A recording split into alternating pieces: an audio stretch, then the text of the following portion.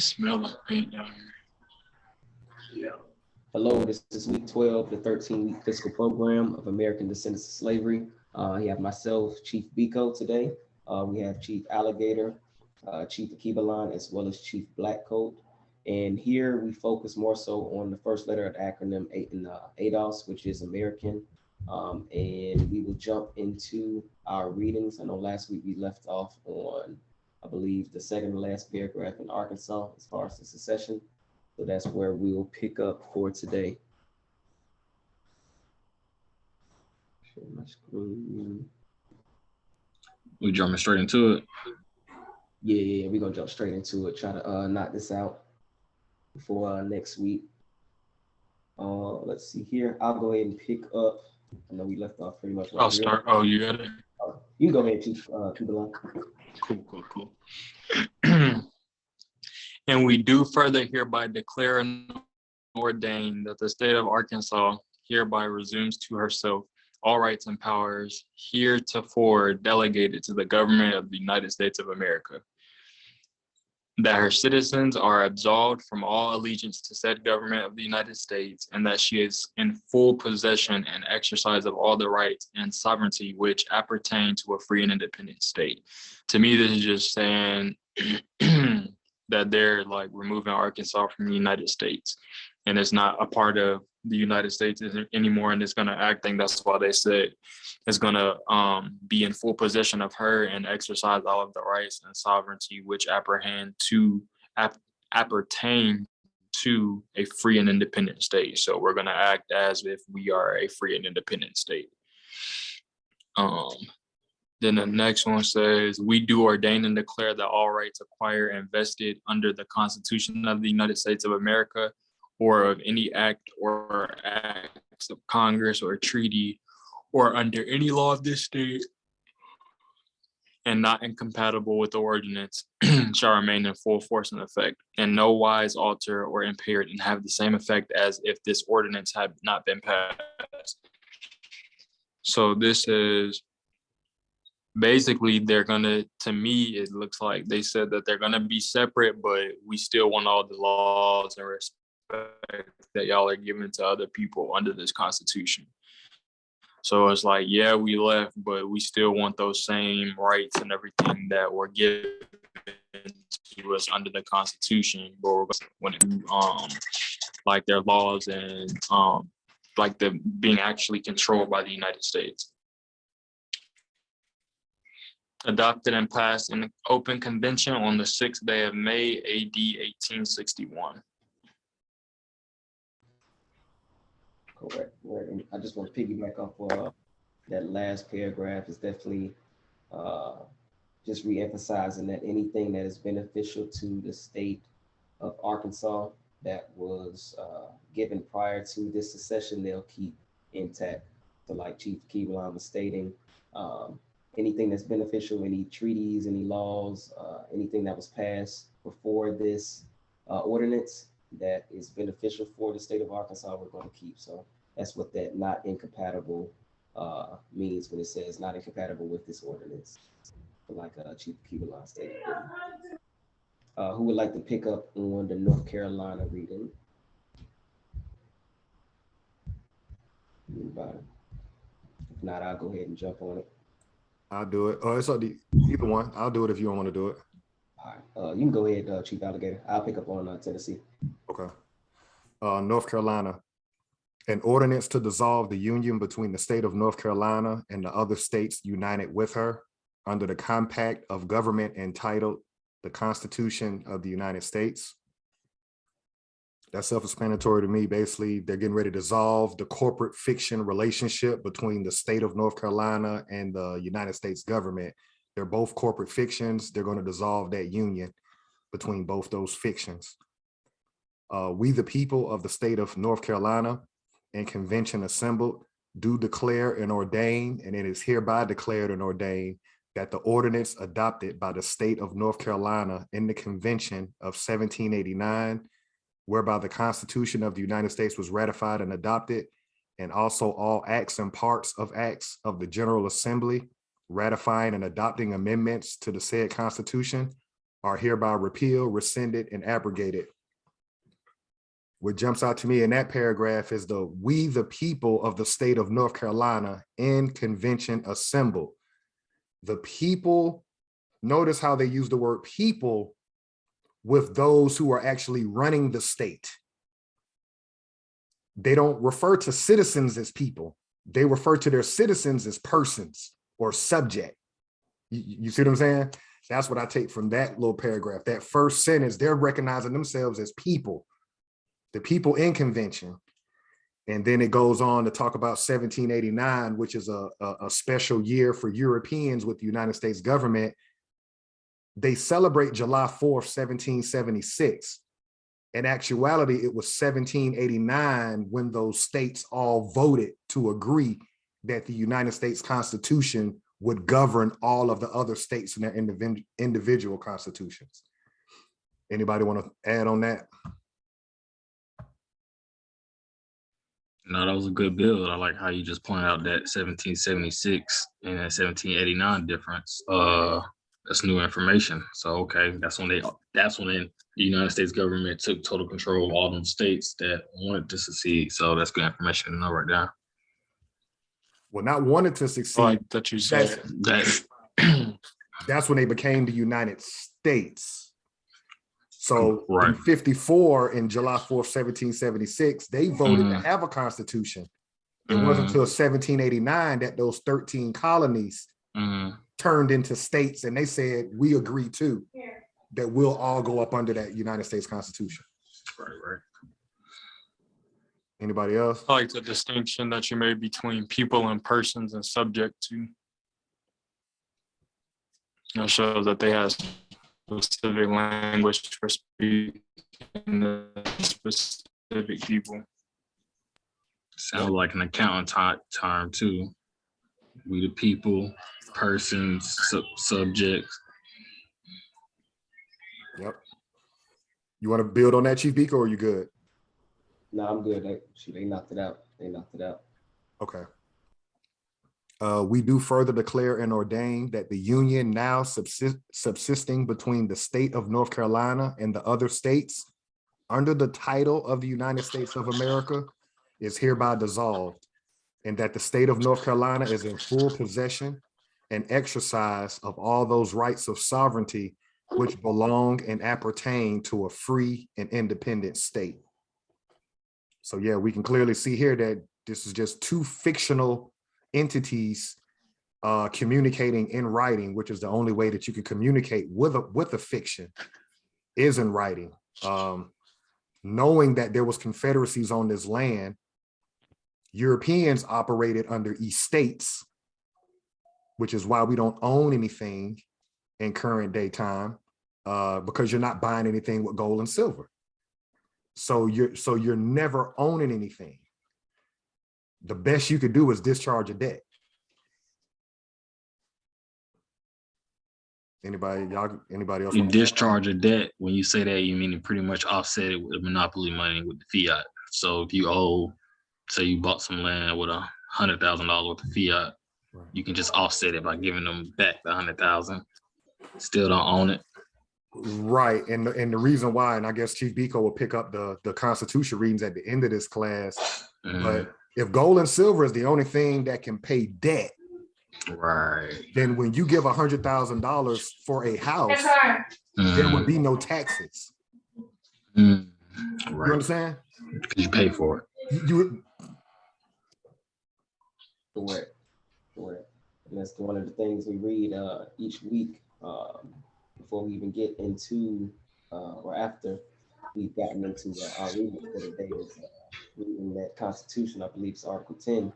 Like he said, pretty much saying the only thing payable for debts is gold and silver. Only tender payable to debts is in gold and silver. So what he's saying by discharging it, that's not paying it. Discharging and paying off the debt is two different things. So we got to make sure we understand that distinction, and understand that distinction.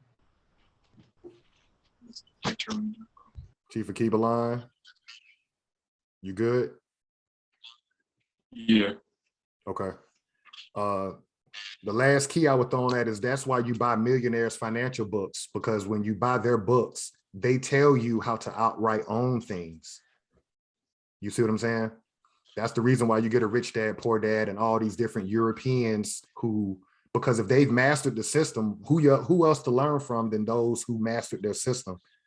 And they get into a thing called a allodial title. You'll hear Moors talk about that a lot, but Europeans, a $20 investment in their financial books, they'll tell you the step-by-step how to outright own stuff, just dropping that gem. Great point. Great point on that. Was that it for North Carolina? Yeah, that last sentence I'll do. Done in convention at the city of Raleigh, this 20th day of May, in the year of our Lord, 1861, in the 85th year of the independence of said state. I'll just say on that last sentence right there, here we go again, people. You don't believe in the same, your Lord is not their Lord. Because in 1861, melanated people were not citizens of the United States government. We have to make that clear. Prior to the Civil War, there was no Black people that were a part of the United States government. You did not become a part of the United States government till after the Civil War. We got to understand that. So what happens is you get a lot of people talking about American history and they just assume that we were a part of it. No, you weren't a part of nothing they had going on until after the Civil War. Y'all want to build on that? That's crazy. Yeah. It's real. Nah, yeah. Right. We always got to understand that we don't share the same Lord. Their Lord didn't consider us human beings, people. So during these times when we're reading these documents, we always got to stay in that mindset. Our families, our ancestors on the outside looking in as this is all going on, fighting wars, blood, just bloodshed all over it for little simple petty things, people trying to survive in their homes, burning down. So they're going through all of this as now you have union in the government, their internal conflict, third party being us outside looking in, having to deal with all the repercussions of all of this chaos during these times. That was a good point out because we will sometimes forget that's what we're talking about. We're talking about what's going on our land. Just want to throw it out there. No, that's a great point. Like Chief Blackcoat just stated, we weren't even a whole person. You know, 3/5 Right. Understanding that during all this whole time, when it comes to, I'll say, U.S. history, we got to make sure we put in that distinction on it as well, that we weren't a part of this government. So yeah, none of this stuff is applying to our people, our ancestry. So that's a great point there. I'll go ahead and pick up here on Tennessee. Declaration of Independence and Ordinance dissolving the federal relations between the state of Tennessee and the United States of America.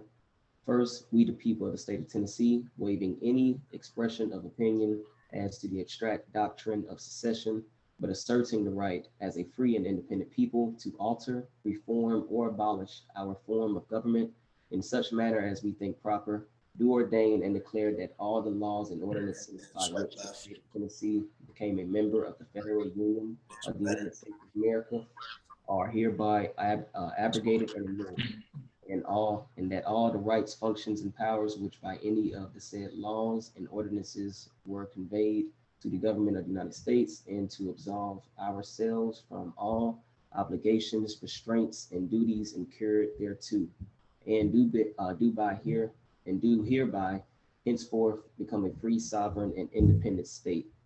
Pretty much what I got from that is, again, pretty much the same verbiage. Again, that we the people stands out to me. So pretty much the people who hold power within the state of Tennessee. So that'll be your government, your local officials, things of that nature. And they're pretty much just, again, saying they're seceding from the Federal Union of the United States. So you're going to hear a lot of the same terms, abrogated, annulled. These terms are going to pretty much be continuous or be pretty much synonymous with all of these states here. That's pretty much what I got from that. In this back part here, this sovereign and independent state. So they're claiming sovereignty, again, in writing, because this is again a corporate fiction. So that also stood out to me right there. Right. I was just about to caveat off of that, saying that corporate fiction. The more we read these, the more you're seeing you're dealing with entity. These are just letters. There's no real physical warfare right now. This is just all mental. So they're just saying, hey, we're waiting for the response to come back. Whatever the United States government is coming up. Well, actually, they're just sending. They're just probably letting them know, hey, we about to do our own thing down here. Business term. Right. Because the same way the United States government set up. Correct. You know, just came over here, wrote it up. Not, you know, United States of America wrote it up, and now that's what it is. UCD, they just picked up on the game. And like, this is what it is. We North Carolina, we Tennessee.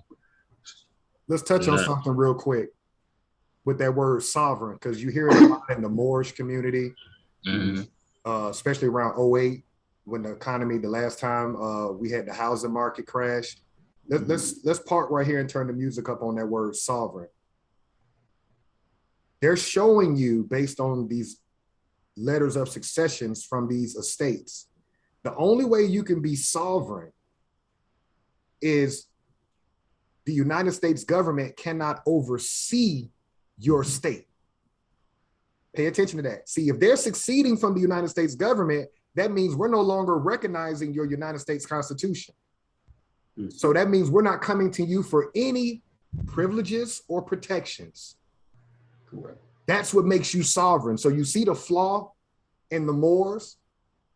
You can't claim to be Moor and then still want your Social Security or still want Medicaid. You understand? You can't have it both ways. Yeah. That's what you're realizing from these Europeans. They're saying, we're going to sever ties. We're dissolving all relationship. That's what makes me sovereign. We don't need you for nothing. Y'all want to build on that? I just brought that out because it shows the flaw in what independence look like to us. We think because we change, I don't know, we think because we can file some papers and go squat in the house that we're doing something. No, to be sovereign means you need this government for nothing. Totally independent. Correct. So that means when I hear people, you know, speaking about being a sovereign citizen, it's almost like, so you don't want to go to the hospital? Are you sure? Do you have your own grocery store? Do you have your own, all of that? Because that's all provided through taxing Walmart. You getting all of that. But privileges and security. Right. The key to being a sovereign citizen is being just filthy rich. You have to be filthy rich. I think most of these billionaires and millionaires are sovereign citizens. That's why, you know, when they talk about all the inside stuff and why they can't be in trouble or get touched, I have nothing to do with none of that you got going on. Anybody else want to build on that? Chief Akiblan, you were saying something. What did you say? Oh, I was just saying that, it just means complete independence, like no dependency or no halfway independence is completely independent. It adds it makes it to where you don't have nobody that you have to go to. It's not a bad thing though, you know, to be sovereign, I mean, you have to be totally independent, meaning you can survive on your own off of the strength of yourself. You know, that's a positive thing in my eyes, but it's definitely not. Let me ask a question. Can you be a sovereign citizen? Yes or no? Based on what you just read, is there such thing as a sovereign citizen? Not if you're a part. To be a citizen means a collective. You're part of a community. You're part of pretty much like for instance, a citizen of Georgia. Like you're part of a collective, and the sovereign is an individual. So putting those two together is like Biggie Smalls. You know, it's like an oxymoron in itself. So it's kind of right. It doesn't make sense to be a sovereign citizen. I mean, can you be it? Yes. Can you be a sovereign citizen? No. You can be. You can't. You can be sovereign. You can't. Look a sovereign citizen, right? Well, look at what they're saying. They're saying that their state See, you have to have a collective be sovereign before the citizen. The citizen is a derivative of the group. That's what I want y'all to see, right? You can't just be out on your own and say, oh, I'm a sovereign citizen. No, what group you belong to. Right, because that sovereignty, right, is we are the people. Correct. Right. So Correct. can you be sovereign citizen? No, you can't. No. Because you still belong to a sovereignty. Where are you coming from? Right. What nation? What state? Right. Exactly. And that's what this is basically saying. They're sovereign of the state. They're sovereign of the United States, but they're still Tennessee. Like a couple of weeks back when we saw that they started printing their own money. That's becoming a sovereign state, separate from other governments, because they have their own privileges. You know, they have their own security because they got the militia. They're the ones that roped us off for the Confederacy. Right. So as you know, Chief Alligator was stating, they have everything for that nation already. So this is again stuff that we can see as a group of people to kind of build off of. Like, okay, so this is what we need. We need our own force of, show a force of military force, somebody protection basically. Now we gotta get our own form of currency, whether it's bartering, any type of thing. But those are pretty much keys for nation building, and they already had it, so they were able to separate from that parent company in the Federal Union of the United States. And I just wanted to point that out to y'all, just so we can see the flaw in the different sects in our community. Once you educate yourself, you say, no, you can't be a sovereign citizen because you got what nation or what state are you sovereign from? It just kind of blows a hole. And I'm not throwing shade at anybody, but the less we know, there's a lot of people that can hustle off of us. You're reading right here what it takes to be sovereign. You got to have a group of people that represent you. You got to have a military first and foremost to protect that group of people. And then you do the things that you said, start operating in commerce off the land, selling things that come out of it. We ain't got none of that. Right, none. And I was going to go back to the Moors. I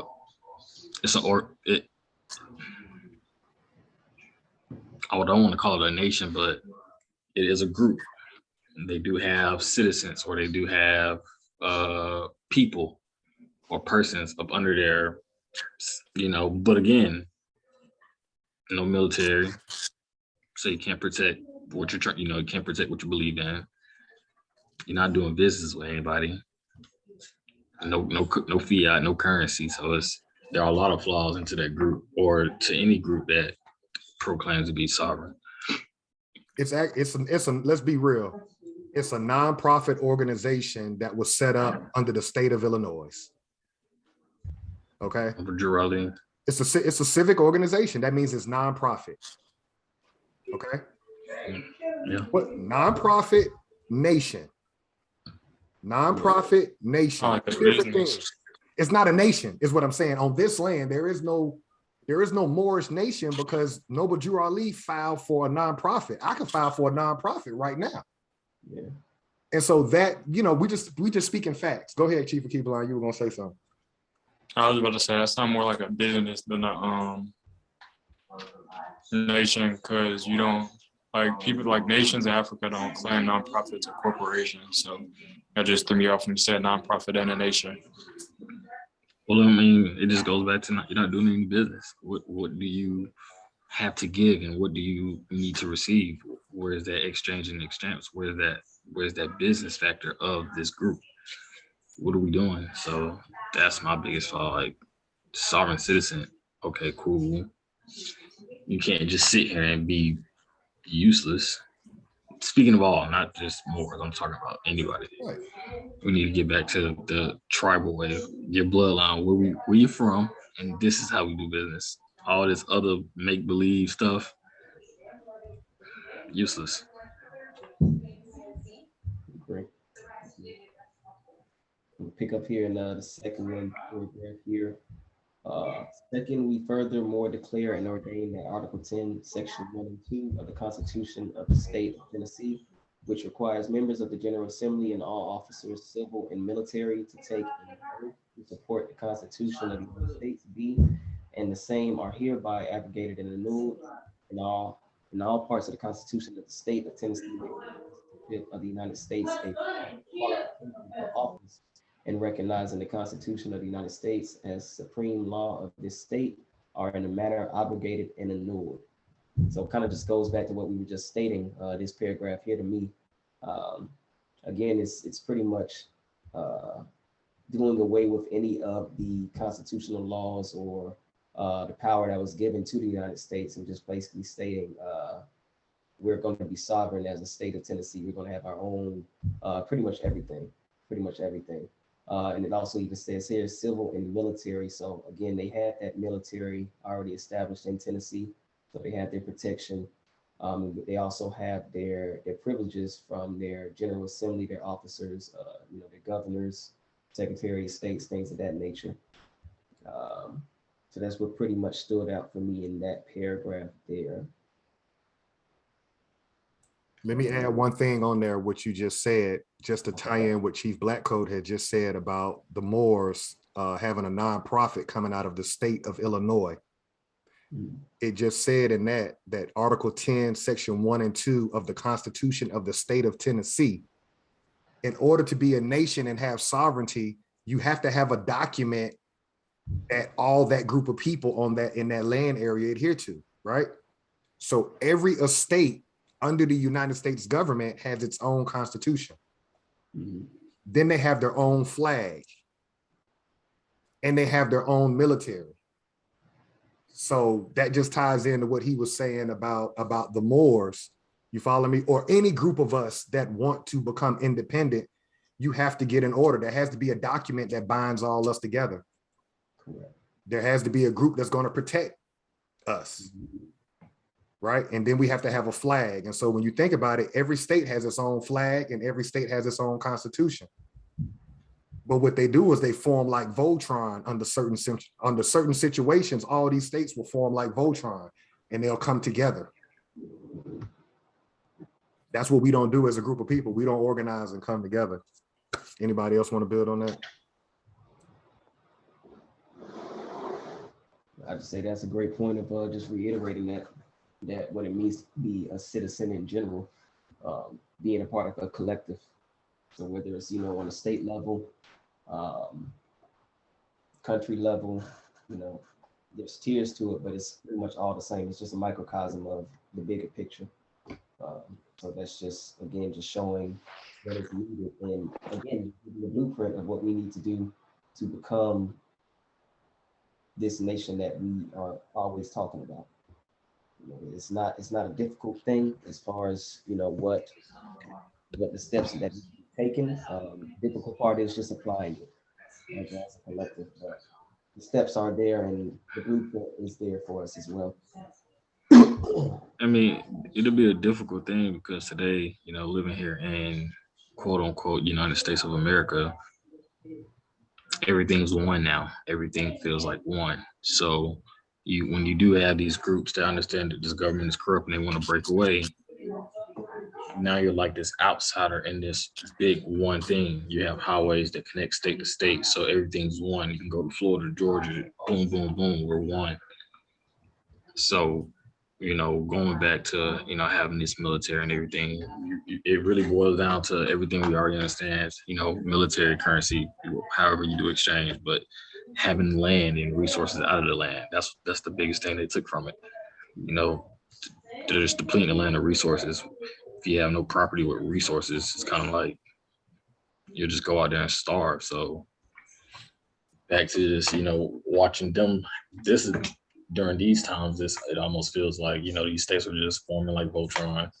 They had their militaries, of course. Each one of these states had a military. So now they're feeling like, hey, we can back ourselves up. Whatever we feel, let's get it. So that's why it kind of would have never worked, because now you would have started getting Tennessee being big-headed in Missouri and one Missouri. So it would have been internal conflict for years. So back to what I was trying to say, being those radicals trying to form like this, to us, it's not radical. It needs to happen. The land has been tarnished and depleted, terrorized. Our people still to this day, no protection. So it's like, yes, this needs to happen, but we have to get on code. Things have to be established. We have to understand you got to cut out a piece of land. I like somebody that we used to always, I used to listen to, We'll Take Texas. You have to have some type of resources, something that has fuel, something. But that's just my piece. No, I definitely feel that. Feel that.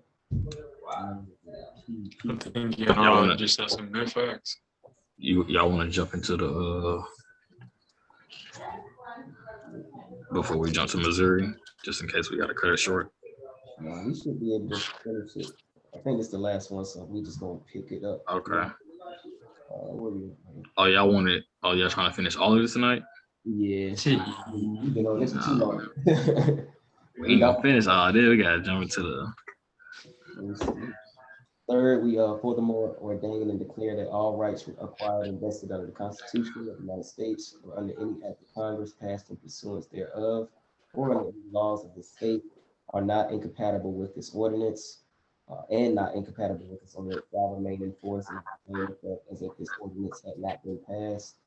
Sent to referendum on May 6, 1861 by the legislature and approved by the voters by a vote of 104,471 to 47,183 on June 8th, 1861. That last paragraph is pretty much the same, stating like anything that is still compatible with what we want to stand for as a state, as far as that was passed in Congress, will keep. Let me see here. Jump into Missouri.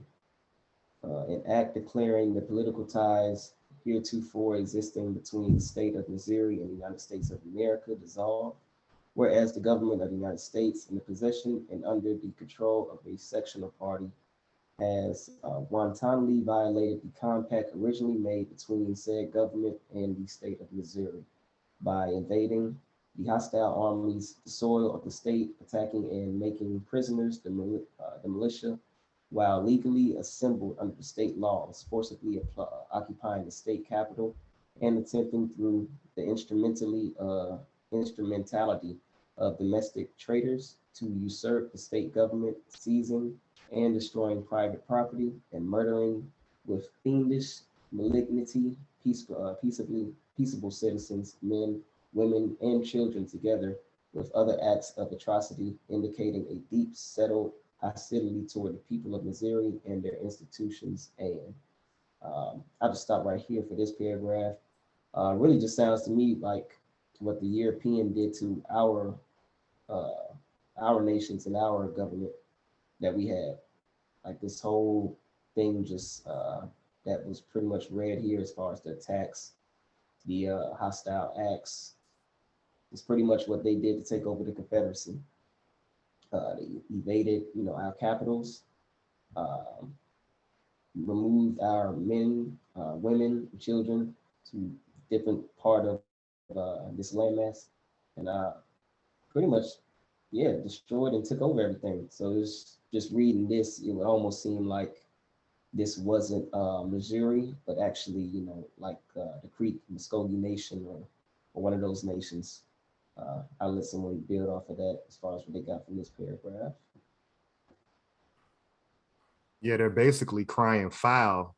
They're crying about the same thing that they did to the Creek Confederacy and the coup d'etat when they took over our capitals, like you just said.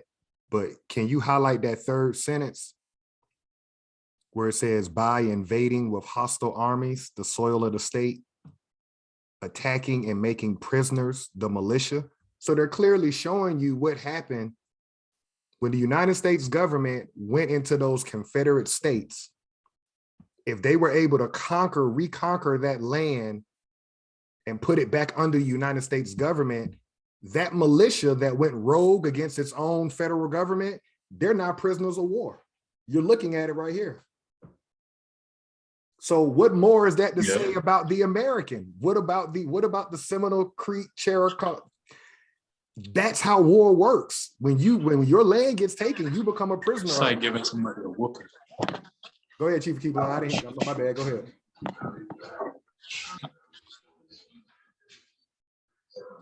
No, you go. I was just saying it's like getting a whooping. Like, yeah, you fought back from. Because it's like, yeah, y'all became sovereign, but if we get control over y'all again, we're gonna make sure that don't happen again. We're gonna make sure that that doesn't happen ever again. Anybody else want to build on that sentence he has highlighted right there? That's showing you that's what happens in war. You become a prisoner if you get conquered by the people you're fighting. So even their own militia were being prisoners. The Missouri's militia became prisoners of war. Just shows you how dirty this was. You know, this is all effort to take control of people like us speaking on this channel, land and resources. Now you have another internal conflict here. I posed that question a week ago, asking if, you know, Europeans are also prisoners of war in this government. Critical thinking type question, but now that we're reading it, you know, who was with the United States and who was with the Union still to this day after their bloodline. So, you know, this is some great information. That's a great question. Ooh. All day, because I stated, who is like a current government even upholding the Constitution? When we read, you know, our documents, we just read gold and silver, the only thing payable for debts. I don't think people know about the Constitution that much, though. They can't, because they always saying, I'm gonna uphold the Constitution, but we paying with fiat. Yeah, like, I just don't think that they're like, nobody knows they don't the stuff of the land. So like the Constitution, it really it literally matters, but it really, like, in this time right now, it doesn't matter because nobody knows what's going on. So it's like that's like if you go to a new school and your new school rules is that you can't wear Heelys, but your old school you could wear Heelys, and you go there and you breaking the new rules, but you didn't know you was breaking them because you just used to doing this already. So it's like if we don't know what's going on and know what's wrong and what's right, there's no way to really tell, like, okay, we getting effed over. Mm-hmm. Yeah, no, that's a great episode of Rick and Morty. Y'all probably seen it before when they figured out that there was no money. There was like, there's no money. There's no money. And they all just blew their heads off. That's a good episode. So you know exactly. I know somebody I like it, but yeah. So it's just like like you said, Chief, if people knew who's upholding this, who's upholding this Constitution, if there ain't no. So we're out here just as characters. We're playing this fiat game, literally, like, and everybody's watching. Like, yo, it's a game, right? And we just lost him. He may come back in. Okay, but that's why the channel, we do this. This is fulfillment for us, right? We're not doing this to try to get people to, we're just laying out the truth. Right. But the reason why, I think the main reason why it doesn't pick up steam is because it really shows how dumbed down our group is. Like what Chief Akibalon said, most people don't read the Constitution. So if you don't read the Constitution, and you don't even realize there is no money. You don't know what's going on. So if there's money, why the hell are you dealing with racism? Why are you dealing with benign neglect? Like, why are you dealing with that and there's no money? What are we talking about? Seriously, like, what are we talking about? That's the mind-blowing thing to me all the time. Like, we're doing all of this exchange of words, talking about this and that. Voting rights is not a big thing. What are we talking about? You're gonna vote again for this government that, one, has no money. Two, you never got nothing. So it's like what are we talking about? It's like working for a company that can't pay you. Like, why waste your time for somebody? He said it. We understand that business is in business to make money. Right. Every week that the money was taken out in 1971, why would I want to work for a company that can't pay me? Right. Got us so fucked over, not even just Black people, but again, because there's no money.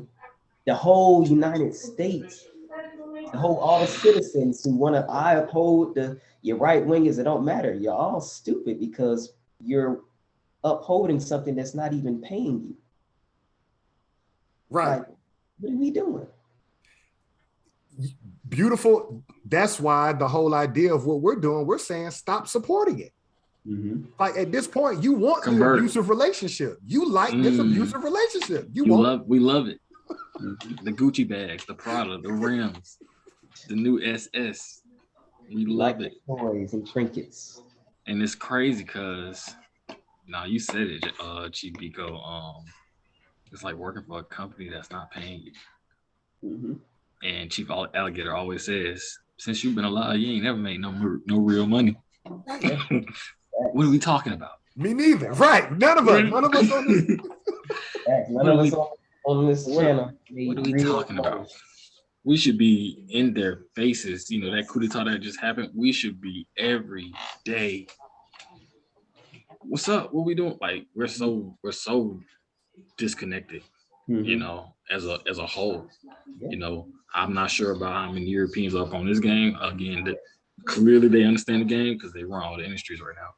But as far as our group, but do they really run the industries, Chief Blackcoat? Now let's go back to American history. What we're learning about our ancestors, we created these industries. Right. They want to be us so bad, especially these Confederates. That's our ancestors' form of government. But you run around repping the flag. Else. Right. But you're repping a flag like you're us. So that's like, you want to be us so bad.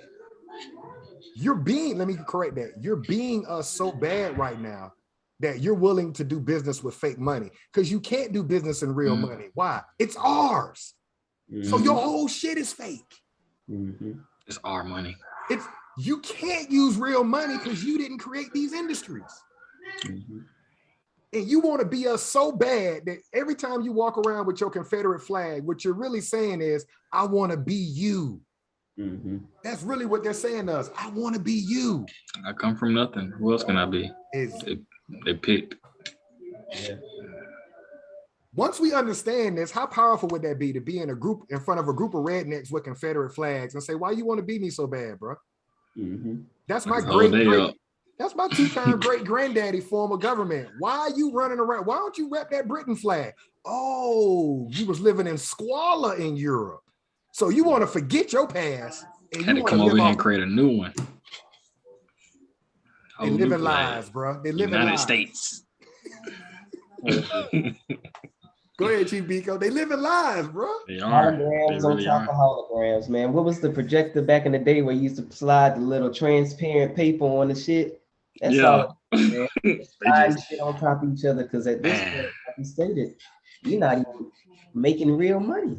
You don't have no money. They be in control of the stuff we created underneath this thing, but you're not making money off of it because there is no money. So again, once we realize that, it's like, that's why take that shit back. Like, we ain't got shit coming into the United States. Niggas tired of playing with that fiat. It's a consumer nation, bro. So if we stop consuming, what happens to this nation? Right. And it's so crazy how all your businesses, and I think it's an insult, all your businesses consider you a consumer. They literally say the consumer, the consumer. So like, to me, it's kind of like we should reverse psychology. Like, I don't want to be consumers, do we? And what do you mean? That means I need you to always consume. You're a consumer. If you stop consuming, what happens to us? It's over with. We gotta understand it. Now let's tie in. We wanted him to finish this Missouri, but now let's look at last year because we have short-term memory. What did Donald Trump do last year when he had to shut the economy down? His consumers could not consume. So what did he say? Don't worry about paying your car note. Don't worry about paying your mortgage. Don't worry about paying your credit cards. Matter of fact, matter of fact, give them an extra $600 a week for unemployment. In other words, we got to keep the monkey show going. We got to keep the monkey show going. Because you're not working right. We'll send that fiat to you so you can continue to consume. Because you can't go work. And that's you ain't getting no paycheck. Brought up earlier with that's the whole difference between a discharging a debt and paying. Right. That debt ceiling, we playing with fake money. Then they just increase it. They just increase it again. It's zero. Oh, but see that's babble. Don't even get caught up. Once you understand there's no money, the debt ceiling and that's That, like politics. Like that, there is no money. What the fuck is you talking about? It gives people a conversation on CNN. The stock market is this and that. I was like, damn, is that gold and silver, or is that what y'all talking about? Exactly. Oh, that's that fiat. All right, well that they talking about fiat again. Y'all are playing the Simpsons. Y'all are playing Sims. Yep.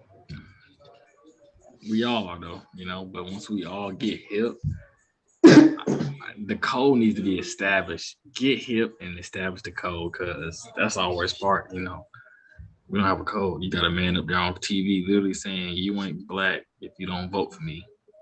That was a big insult to me. Didn't care. Wasn't gonna vote for him. Whatever. But for him to say that and black people still go vote for him, it's like, get on, figure out a code, because you tripping now. Y'all tripping. I think I'm gonna try to finish off Missouri. I'm gonna just read this throughout here. Whereas the present administration of the government of the United States was utterly ignored and ignored the Constitution, subverted the government as constructed and intended by its makers, and established a despotic and arbitrary power instead thereof, now therefore be enacted by the General Assembly of the State of Missouri, that all political ties of every character new existing between the government of the United States of America and the people and the government of the state of Missouri are hereby dissolved, and the state of Missouri resuming the sovereignty granted by the compact to the said United States upon admission of said state into the federal union, does again take its place as a free and independent republic amongst the nations of the earth. This act to effect and be enforced from and after its passage, approved October 31st, 1861. This act was passed by Rump legislature, called into session in Neosho, Missouri by Governor C.F. Jackson, who had been removed from office by the state convention. But again, this last pretty much paragraph was just them cutting their ties with the United States government again, and again, that General Assembly. So those who were in the room per se, actually is who the we the people are, that General Assembly. Let me see here. And again, just claiming sovereignty. So again, when you claim sovereignty, you have your own privileges and you have your own security. It's the only way you can actually be a sovereign anything. So that's pretty much what we'll leave off. I think we just have Kentucky left. It's a little long on that one. So we'll pick up that on next week, and that'll be the final week of the fiscal quarter for this year, and the final fiscal quarter of this year. Don't forget that last sentence real quick in Missouri. Not where, right above where it says this act to take effect, where it says does again take its place as a free and independent republic amongst the nations of the earth. Key word is republic, people. When you were in school, didn't you pledge allegiance to the flag of the United States of America and to the republic for which it stands? So why are they talking about democracy today? So what we're going to realize as you go through the Civil War, a couple of things happen. Number one, the American got denationalized. We went from Seminole, Cherokee, Choctaw, Chickasaw, all those nations. After the Civil War, we got denationalized and we became citizens under their form of government. Okay? That means it can no longer be a republic because it was set up for Europeans. So not only did the republic dissolve, now out of that comes a democracy. It wasn't founded as a democracy, it's founded as a republic. I wanted to just bring that up in that last sentence. It's not a democracy, it was a republic. From the beginning of time, always. And so that's what people, go ahead. No, I was just gonna say that always puzzled me, you said it, pledge allegiance to the flag, blah, blah, blah, blah, blah. But we're talking about democracy. what we doing here? So you have to understand what happened when they killed Lincoln. Remember, they're going to kill Lincoln during the Civil War. Right. That government, we'll get into it as we go through it. But when we think about it, you heard about Lincoln getting assassinated. Mm-hmm. You know, we're being denationalized. We're the American. Correct. They're the European. So they've got two forms of government set up in America. They've got the United States government and they've got their Confederate states now. Mm-hmm. Those states come up under Confederacy, which was our government. That was our form of government. Mm-hmm. They're doing that knowing that they're going to give up. That's the only way that the United States government could take over the land that the European was claiming under the Confederacy. Dissolving that Confederacy. Right, but here's the flaw in that. There was never a treaty at the end of that Civil War. Why was there never a treaty? Because the real American was never at the table. Correct. Who actually was the Confederacy. Exactly. So the war never ended. Yeah. Right. So the war never ended. Great point. So their whole operation is off lies. That's what I'm trying to say. This whole thing is a lie from the Civil War to now. Their whole thing is hide the history. Don't let these people know that we can never really own the land. Everything that we do has to be fictional. Why? We're not the American. Right. It's like them setting up shop in Afghanistan. They can never be the Afghanistan. Correct. You see what I'm saying? Right. They would have to set up a fictional government and get the people of the land to go along with it. Mm-hmm. They never got that far. Afghanistan was, they never got that far. But y'all want to build on that, and we can try to do Kentucky if y'all want, just to close it out so we can start on the emancipation next week. Yeah, we can. But nah, that's a great point. And I like the way you pieced everything together in regards to understanding why they chose that name as well. It wasn't just happenstance. It's because that was an original form of government, our government on this land. So they had to do that in order to make this game plan work, but they messed up, like you stated, because they didn't have a treaty. We know treaty is the supreme law of the land. Once that is done, it's game over. But again, as Chief Alligator stated, none of our ancestors was at that table. Those quote unquote 5 civilized tribes and nations, they weren't there to actually sign off on that treaty, which would have legit gave everything to this corporate fiction we know as the United States government. So that's a great point.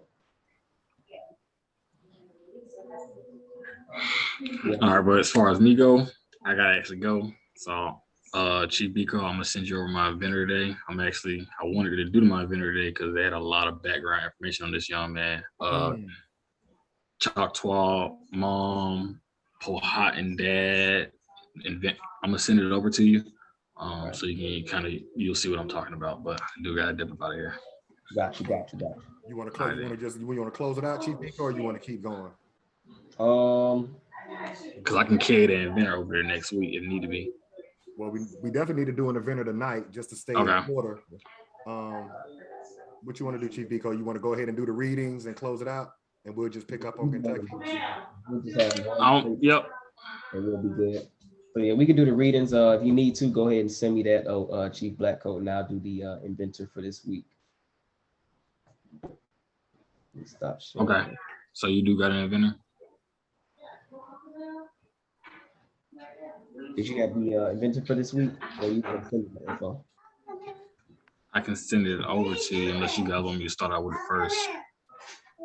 Nah, you can send it to me. I was going to do the historical. All right. Or you want? Okay, so you stop sharing the screen. So we'll do Kentucky next week, and then we'll jump into the emancipation, or yeah, we'll jump. However you want to do it. That's cool. That'll be the last one because it's just one state. It's a little long on a paragraph, so we'll finish that off and then jump into the emancipation. That'll be the 13 weeks there. All right. You want me to do an inventor, or you want to do the one time Chief Blackcoat gonna send to you? I could do the one he'll send if it's not gonna take too long. Okay. We had here for the steps, if anybody. I'll go ahead and I'll do the steps. Let me Yeah, see if we can add the chat. He may be able to put it in the chat. All right. American Descendants of Slavery, 13-week practical program of action for each American descendant of slavery. Step 1, learn about the estate or estates your family originated from. Step 2, who established that estate. Step 3, what nation and confederacy had jurisdiction over that area prior to the European. Step 4, ask all nonprofit organization you attend, what's your position on reparations? Step 5, they either support it or they don't. No support, no money. However, if they support it, then immediately children and adults need weekly classes free of charge about steps 1, 2, 3, and field trips to ADOS landmarks in that city, county, and state. Step 6, don't support European holidays for the remainder of the 13-week time frame. Step 7, avoid spending money with any small business that doesn't hire your people, gas stations, nail salons, subways, etc. Step 8, all businesses need operating cash, spend money with American Black businesses. Step 9, all other groups rely on our energy and operating cash to survive. Set the trends of making other groups follow our lead and support our clubs, services, products, and entertainment. Step 10, the US government is bankrupt. The Federal Reserve prints money, i.e. quantitative easing. It also burns money, i.e. quantitative tightening. The US dollar hasn't been backed by gold since Richard Nixon in 1971, the Gold Standard Act. The government operates off the full faith of its citizens to pay debt and taxes. American descendants of slavery no longer have faith in the US government. This is why financial support will be altered, stopped, and redirected. Step 11, teach your kids 1 hour a day about their history on this land. A, have them learn about an American inventor. B, have them know about our heroes. C, they should know the European that conquered the estate you live in. D, they should know the nation of people prior to European invasion, militarily and culturally. And 12, practicing these steps will educate us on the land we're claiming America and attaches us to the history and laws of the US government. Every estate American descendants of slavery live in should have steps 1, 2, and 3 advertised via social media, radio, and newspaper. This in 13 weeks, 1 fiscal quarter will bring us together for our common cause. That's just the power of 90 days, people. If we can come together for 90 days, we can see how much power we got. Correct. I do have the inventor sent from Chief Blackcoat here. Okay. So the inventor of this week, we have Joseph Winters. Okay. Joseph Winters is the creator of the fire escape ladder. So we have here May 7th, 1878, the first escape ladder was patented by Joseph Winters. Joseph Winters invented a wagon-mounted fire escape ladder for the city of Chambersburg, Pennsylvania. Let me see if I can get the patent number here. He provided it for me. What's the date that he invented it? That was May 7th, 1878. Okay, your federal patent number is going to be 203 517. So 203 517. Got you here. Okay. That was the wagon here. You probably want to make a note on that so our secretary will have it. Okay. Yeah, I'll get that written up there. But again, that was Joseph Winters. And then again, the fire escape ladder, May 7th, 1878. So I'll go ahead and knock out the quote and then the legal definitions and points. Okay. This week, I'm going to choose quote 11. Our advanced teachers, like most highly educated Negroes, pay little attention to things about them except when the shoe begins to pinch on one or the other side.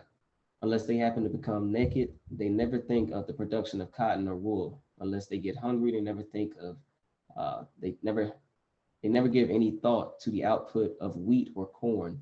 Unless their friends lose their jobs, they never inquire about the outlook for coal or steel, how these things affect the children whom they are trying to teach. In other words, they live in a world, but they are not of it.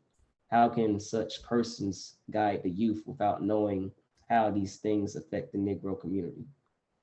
I think that's just kind of a good summary of what we're pretty much discussing. We're living in a game of monopoly right now, people, and the leaders that are propped up for us don't even understand that, or if they do, they are intentionally, being, for better instance, the wizard, the man behind the curtain, pulling the strings. Um, I definitely think that's a good quote for our readings for today. As far as legal definitions, number one, American is a native to America. Number two, descendants, one who follows in the bloodline of an ancestor, either lineally or collaterally. Number three, slavery, a situation in which one person has absolute power over the life, fortune, and liberty of another. Number four, prisoner of war, person, usually a soldier who is captured by or surrenders to the enemy in wartime. Number five, school, any institution at which instruction is given in a particular discipline. And number six, education, an enlightening experience. As we move to the maroon historical points, number one was a person escaping slavery, seeking freedom, or breaking the law. Number two, providing unity and a strong defense came first. Number three, Maroon leaders were first and foremost military figures. Number four, Maroons established guerrilla warfare, planting sharp sticks in thick grass. And number five, Maroons knew their European enemies' language, defenses, and plans. And it's just, we repeat these things, people, because our readings go hand in hand, and not just the readings, but this current situation we're in goes hand in hand with it. We just read, the secession or the seceding states there, and what were some of the things that made them able to become sovereign. They provided unity and a strong defense came first, but also their leaders were foremost and forefront military figures. We know that from Andrew Jackson to George Washington. All of these people were first military figures. So again, we have to become aligned with the natural order of things, natural law.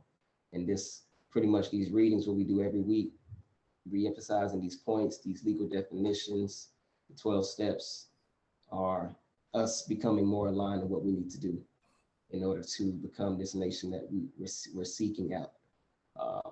So I just want to leave it there. And any thoughts on that there, Chief Alligator? Let's just go the extra mile. Let's give them those readings real quick from the Constitution. Oh, yeah. Yeah, let's go. Let's make sure we give it to them. Yeah, we're out of alignment. Like you said, everybody else has a military figure as their leader. The president is also the commander in chief, so he wears two hats. One hat, he's the president of the corporation, the corporate fiction, or he can take that hat off and he can get into some gangster and he can become the commander in chief. So this idea that they keep throwing out quote unquote leaders of our group of people, they're always coming from nonprofit organizations. They're not our leaders. Most of us don't even know who they are, but we're out of balance. Yeah, we're out of order with the world. Nobody else has preachers or ministers as their leaders. Everybody else has protection. Correct. Just kind of segue into what we were discussing earlier within the video. Section 10 here in the Constitution. Again, the Constitution, what, our redneck fellow wannabe Confederates love to always uphold this Constitution, but I don't believe they understand exactly what is actually being stated in here.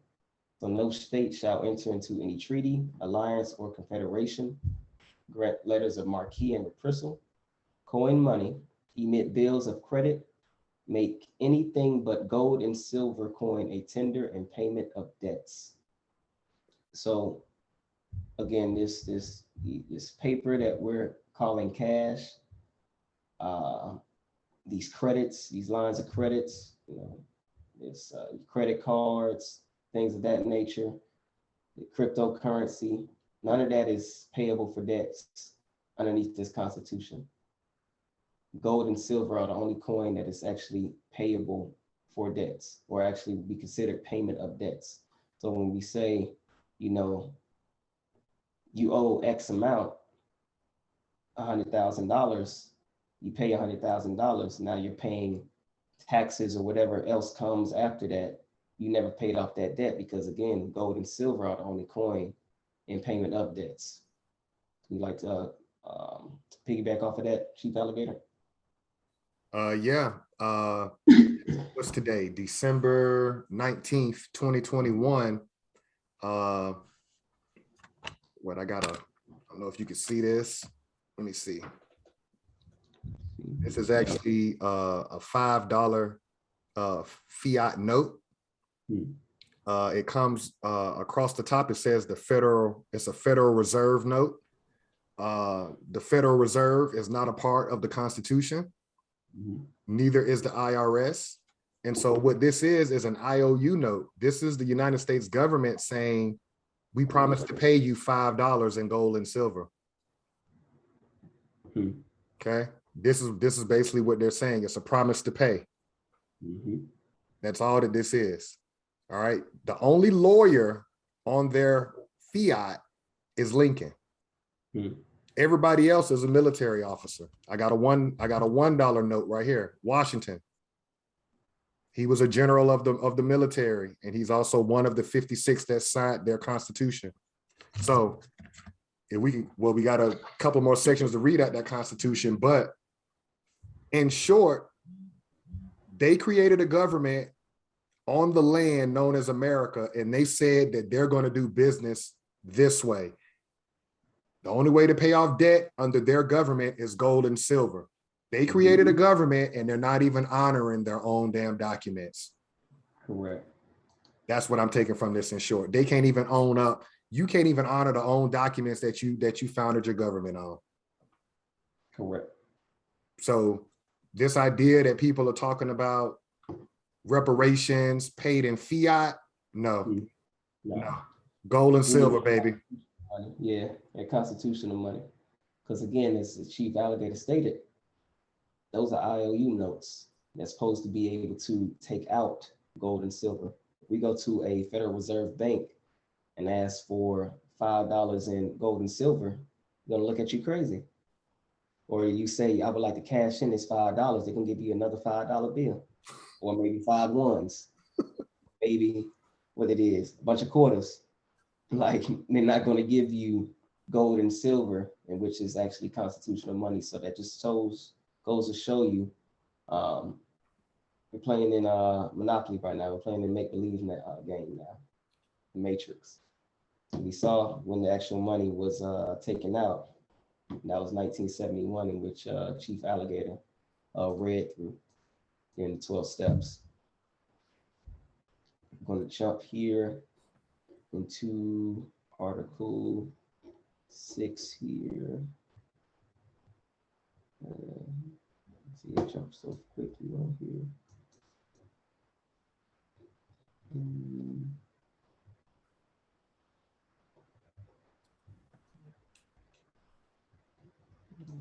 Jump so far. It is interesting, Chief Biko, that we're reading this redundantly every week, and it's amazing. We're talking about recovery. We'll build on that more next week as we close out this year and just talk about how much we've all grown individually, right?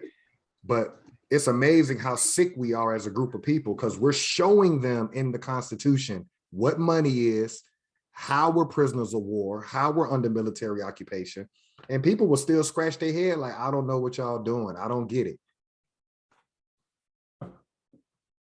No, that's absolutely correct, and it's crazy. Like you stated, we're regurgitating the same information we've been for, again, like you stated, 13 weeks, and actually longer than that.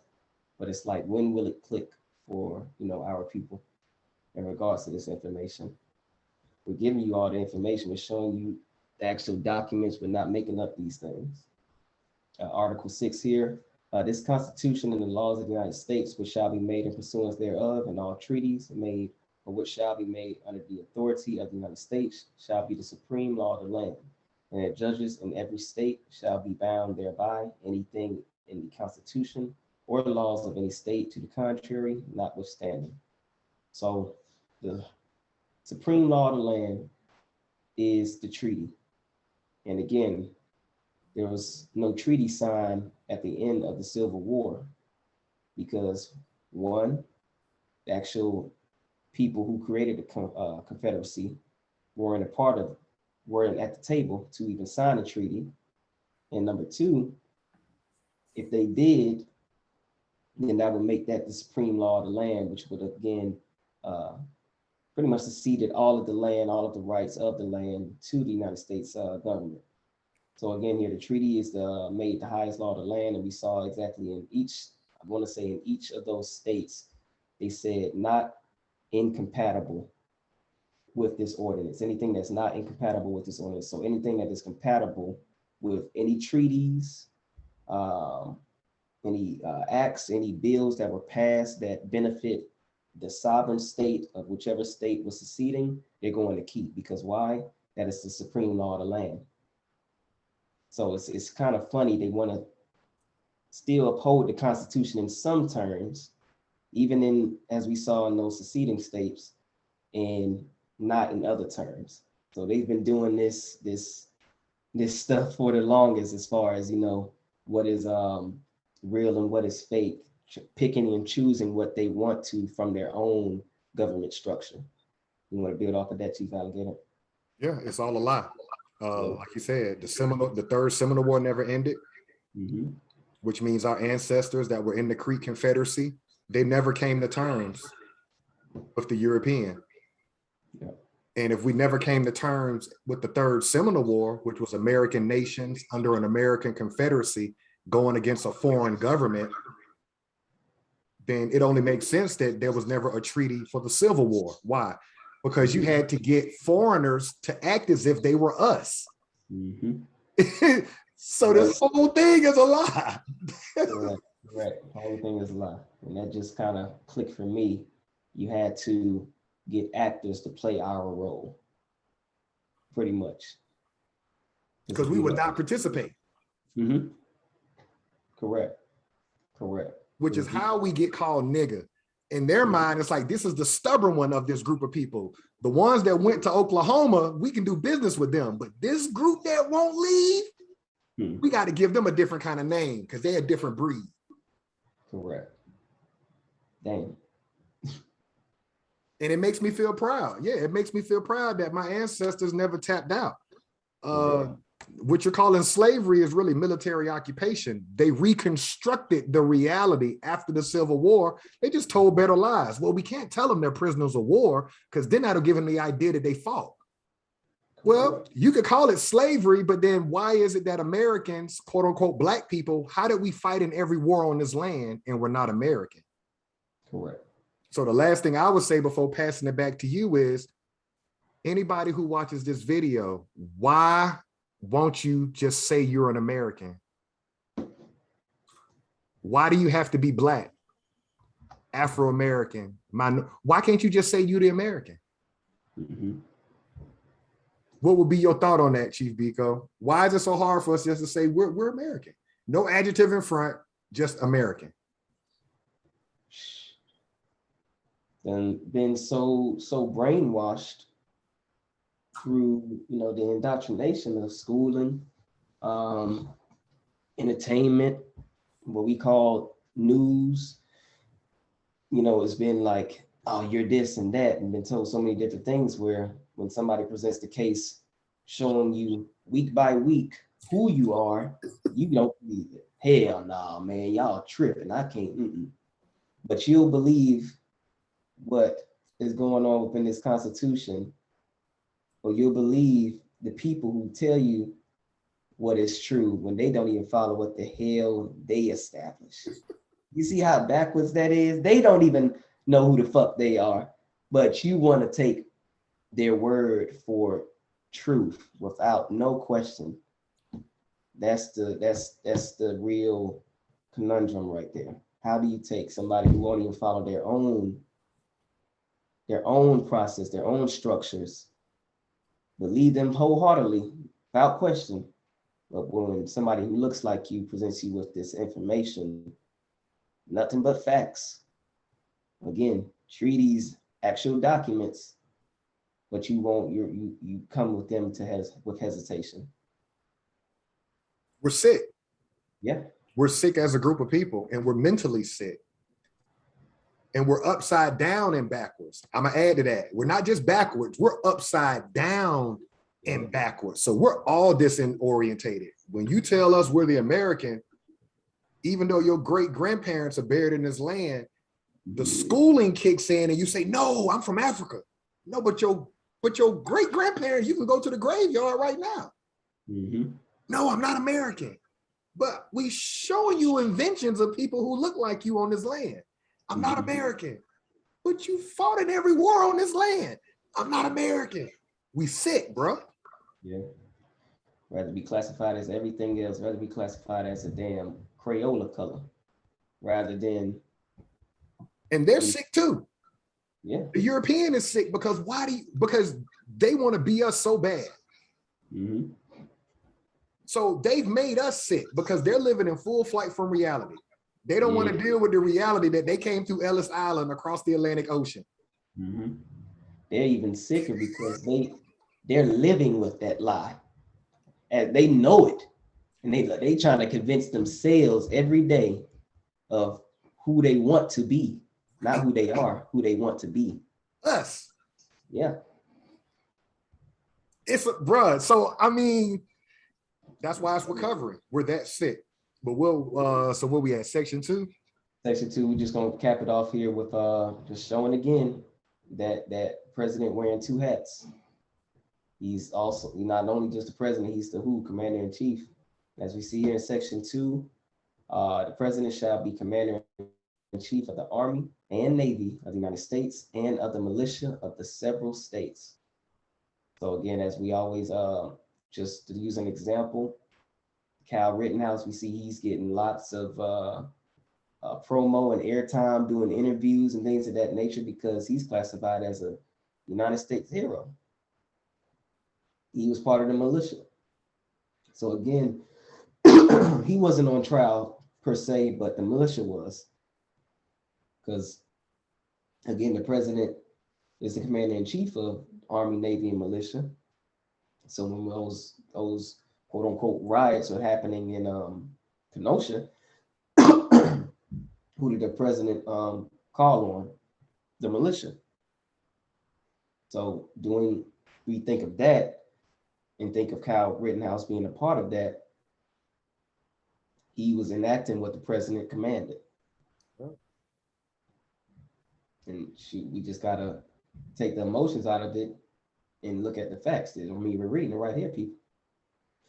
We're reading it right here. And if you want to go even further to see, why was he called? To provide for calling forth the militia to execute the laws of the Union, suppress insurrection, and repel invasions. It was an uproar, y'all. Uproar. Say you don't get it handled, I'll make sure it gets handled. Y'all need security. Y'all need to have people executing the law. I'll call the militia for that. I mean, it's right here. Provide organizing, arming, and discipline. And that's the part that I'll never forget for the rest of my life as long as I'm living. In 2020, I realized that I've been going up and down a dragon's back. And in 2020, I saw that dragon lift its head up and blow fire out its mouth. Mm. And I saw that the military was showing up in different states. We all saw it. We saw the military showing up strictly for us. And so that veil was pulled back. And a lot of us want to pull the curtain back closed and act as if that didn't happen. No, you're under military occupation. That's why when they did the George Floyd rally on federal grounds in DC, they had helicopters with people out the helicopter ready to shoot you, National Guard, all kind of alphabet boys out there ready for you. Kenosha. And then you look at January 6th of this year, and you understand there is no law. I understand, overstand, and comprehend that as of January 6th, there is no law, because let's forget about prisoners of war. We know we're sick, but the world is not as sick as we are. The world saw the Capitol get bum rushed. The world saw a hanging station get put in front of the Capitol. The world saw people with tactical gear on going through that Capitol building looking for public officials to hang on the hanging station. Worst propaganda they could have asked for right there. So the idea that you got people getting 6 months, 9 months, people aren't getting hung. I think the Constitution, don't quote me on this, but I believe the Constitution says that treason is subject to death by a firing squad. So again, that what else was January 6th? But when you understand they live lies with no money and under this government, it just exposes who they really are in the world. Boom, there you go, right there. What does it say? Should be removed from office on impeachment and conviction of treason, robbery, or other high crimes and misdemeanors. Okay, but it doesn't show the punishment for treason. Let me see. Treason against the United States shall consist only in levying war against them or adhering to the enemies, giving them the aid, comfort, and comfort. The person shall be convicted of treason in his testimony. But no attainder of treason shall look blood. Let me see if there's one more here on the page. Okay.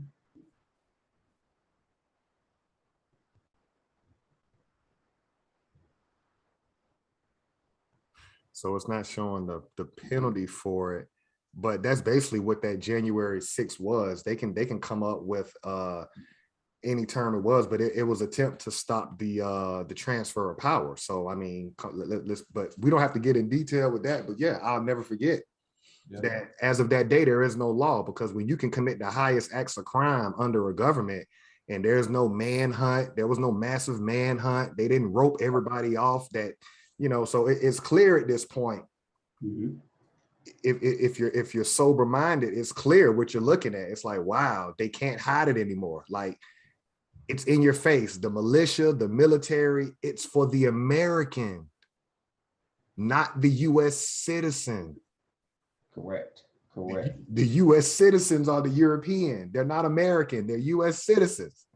So that's why we always get, again, met with the military, National Guard, militia, because what? To suppress insurrection. They think we gonna fuck some shit up. And right, their government. Right, because that government protects them. Now, people who look like us, you still don't have protection from that federal government.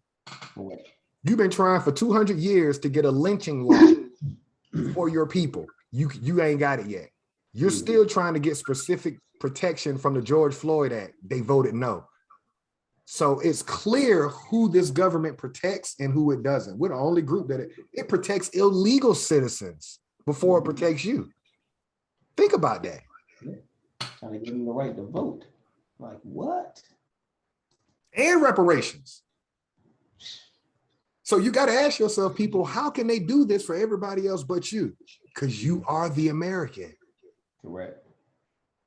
You just got denationalized at the end of the Civil War, and they tried to bring you up under their government, but you can never really be a citizen of their government. Why? You're not European. Correct. You're not European. They didn't play, but we unraveling it for y'all. We gonna continue to do so until our people finally wake up. Anything you want to say to close it out? Shoot, that was it. We're gonna finish off the believe that was Kentucky for the seceding states, and then we'll jump into the Emancipation Proclamation next week, and that'll be the last week of the final fiscal quarter of the year. So after we do that, we'll probably have a brief summary of just appreciation and move forward.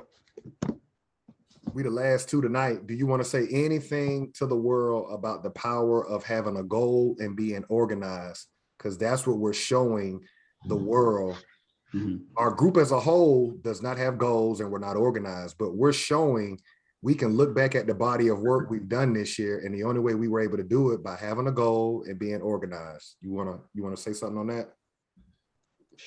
Having a goal and being organized, that's just the key to success. Working towards that goal every day is success, being personified pretty much. Again, we come together every week, again, for next week will be a whole year. And to show how much we've accomplished thus far is a great deal. So, if we can just take this aspect and spread it across, our people on a nationwide level, just think of how much we can accomplish as a group of people. It's great, to see like what we can do, as a collective right now, but just to think again on a broad level, what we can accomplish, it'd be crazy.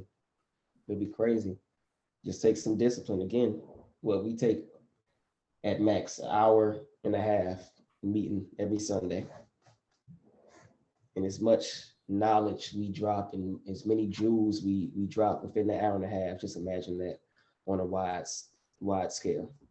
If everybody had their own little microcosms to meet, again, come together, because that's, again, what they do. State, we need additional help, additional people, bring more people in. That's the same thing. So, it's been great for me. It's been great for me.